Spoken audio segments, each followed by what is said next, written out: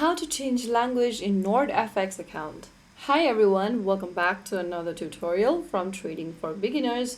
In NordFX, if you are looking for a way to change your display language setting, then it is super quick and easy. First of all, launch open any web browser of your preference and type in nordfx.com in the URL box.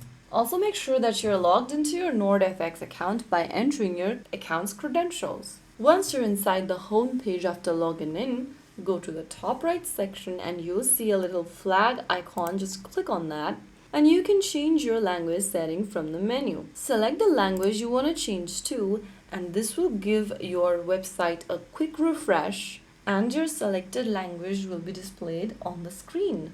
Now everything you see will be in your selected language. You can get back to the same menu and change to a different language whenever needed.